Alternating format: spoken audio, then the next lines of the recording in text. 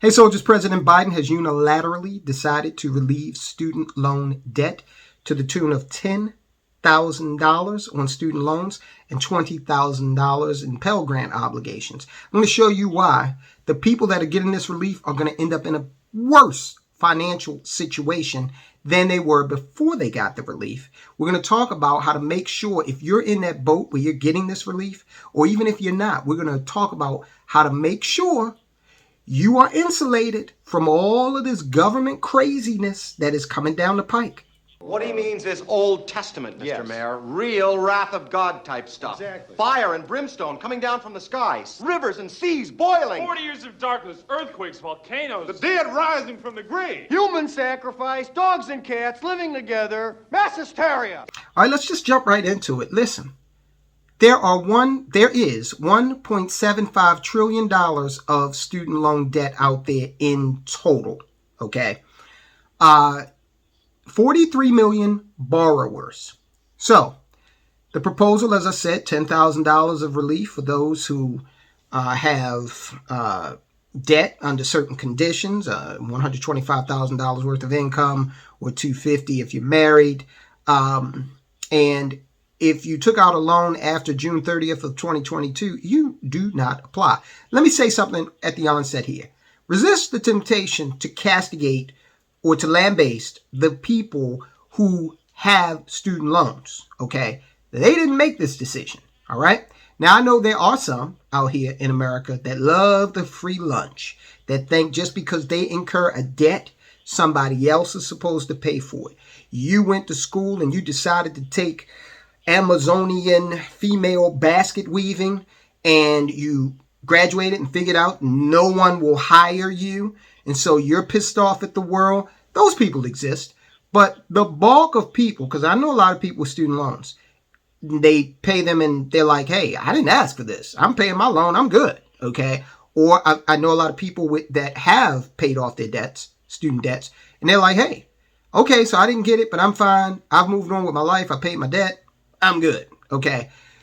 So we have more of those people, in my experience, than we have of that former group who loves for others to take care of their obligation. Even though that's a sizable group in America today, it is not as sizable as the one that is the latter, I'd like to believe. So doctors and lawyers, let's just put this factoid out there. Doctors and lawyers, they have a lot of student debt. Of course, because their education is expensive. Their education is expensive because they got to go through a lot of years of school. Did you know that the average law school debt is $118,400? And that's not counting any undergrad debt that they're carrying over, okay?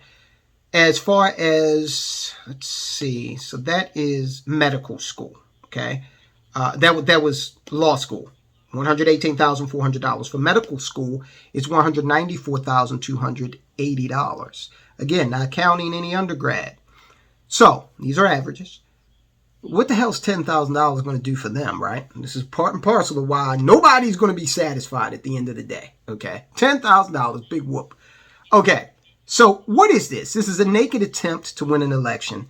The Biden administration and the Democrats understand that they are going to get absolutely smashed, okay, in November. They've already been getting smashed in a lot of these local elections. If you are not down the line, rabidly conservative, in many cases, you've been losing.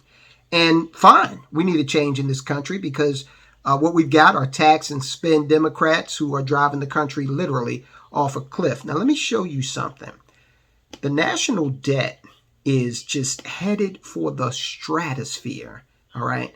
Now, this is why everybody's going to get potentially hurt by this, because right now our national debt is well over $30 trillion, and this is not counting unfunded liabilities of Social Security, Medicare, and Medicaid, okay?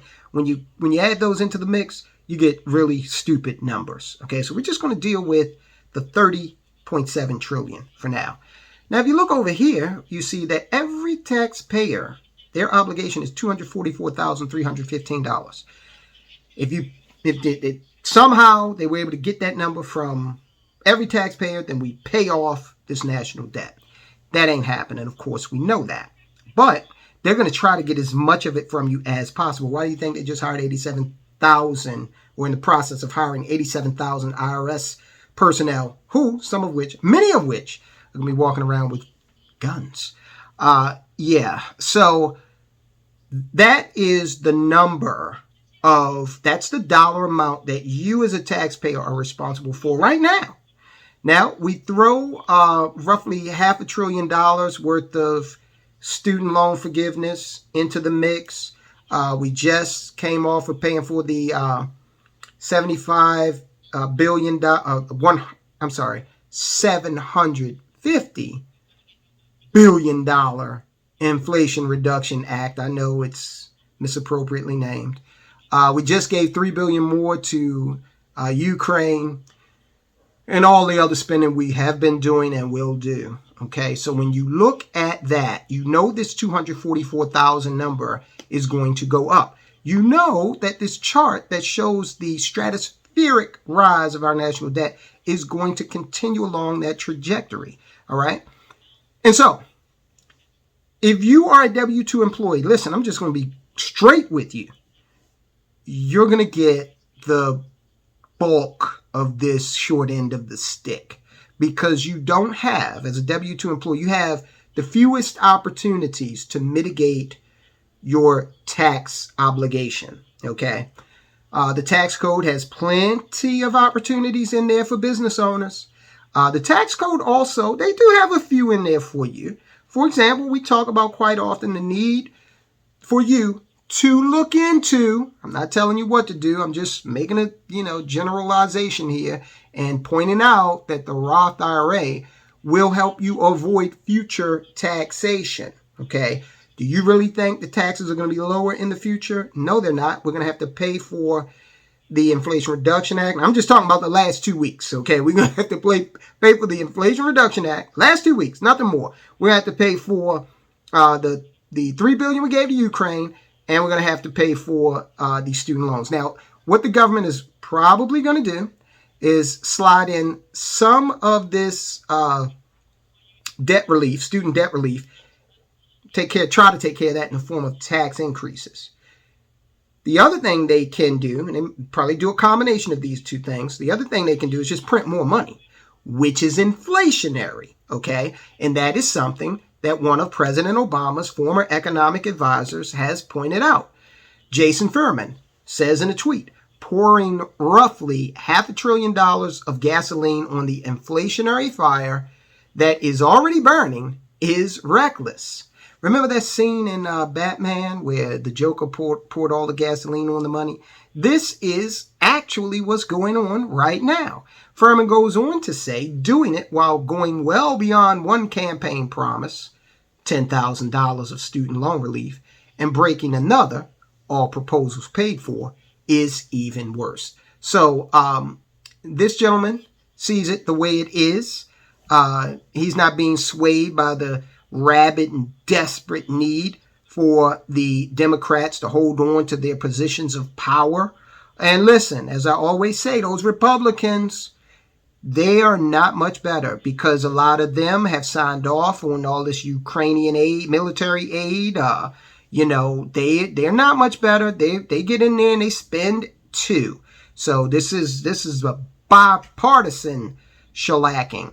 So what do? Well, again, you have got to look for each and every opportunity to insulate you from future taxation, because we just went over the last 2 weeks of spending. It's not going to stop, guys. These people are addicted to spending, and they're not alone. Because if you look back throughout history, anytime a society or government had a fiat currency, human nature kicked in, man, and they weren't disciplined with it. And there's no reason to believe that the United States government is so special that they would have discipline. They haven't, okay? Ever since 1971, it's just been all out crazy in terms of spending. All right, so let me end with this. There was a post on Facebook earlier today. I'm not even going to mention the person who made this asinine statement because I don't want them to get any attention. Asinine statements are like the dime a dozen today. We're not going to give this individual any credit for it. But the person said basically in effect that you shouldn't have a problem with student loan cancellation if you've already paid off your student loan. And the reason why is because you didn't complain when the rich got a tax cut. So it's just, jackassery. All right. It's just someone making a statement so that they can get a little attention on social media. But we've demonstrated how even this individual is going to be negatively affected by this, because we are going to see an increase in inflation and increased taxes on top of it. All right. So if you got some of this relief, so what? You saw it, $244,000 in terms of, the per taxpayer debt thus far. Okay. And if you're a doctor or a lawyer, then you really, you didn't get much compared to your overall debt, and you're still going to be on the hook for the $244,000 that each taxpayer owes for now. You check that figure 6 months from now, and it'll be even more, I guarantee. Hey, soldiers, I want you to check out a video about a tyrant that runs around masquerading as a U.S. congressman. This individual wants to take away your Second Amendment rights. Now, he probably wants to take away more than that, but he has authored some legislation that is going to hit you with a $1,000% tax on a certain right that is not only enshrined in the Bill of Rights, our Constitution, but is granted to you by God. And if that is not an affront to your liberty, economic and otherwise, I don't know what is. Check out the video, guys. I will talk to you soon.